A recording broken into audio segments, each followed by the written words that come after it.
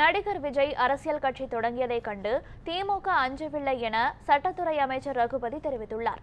இதுகுறித்து அவர் புதுக்கோட்டையில் செய்தியாளர்களுக்கு அளித்த பேட்டியை சூப்பர்வைஸ் பகுதியில் தற்போது பார்க்கலாம். 23ஆம் தேதி அவர் மாநாடு நடத்த போறார். அதுக்கு அவங்க அனுமதி கேட்டு கொடுக்குறாங்க. எல்லா கேள்விகளையும் கேட்டு அதுக்கான பதில்களை பெற்று அதுக்கான அனுமதியை தருகிறோமே தவிர நாங்கள் எங்களை பொறுத்த வரைக்கும் எங்களுக்கு எந்த கட்சியும் எதிர்கட்சிகள் கிடையாது. யாரை கண்டும் திராவிட முன்னேற்ற கழகம் பயப்படுவது கிடையாது. எங்களை பொறுத்தவரைக்கும் தேர்தலில் எங்களுக்கு பலமான எதிரிகள் வர வேண்டும். அப்பொழுதுதான் நாங்கள் தேர்தலில் இன்னும் உற்சாகமாக வேலை செய்ய முடியும்.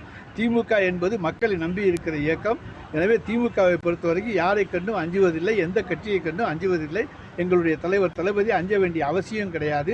நாங்கள் அந்த அளவுக்கு மக்கள் நலத்திட்டங்களை செய்துவிட்டு தான் மக்களை சந்திக்க போகிறோம். அதாவது சிறைத்துறையை பொறுத்த வரைக்கும் கைதிகளை வேலைக்கு வைத்துக் கொள்ளக்கூடாது என்பது நாங்கள் விட்டிருக்கிற உத்தரவு.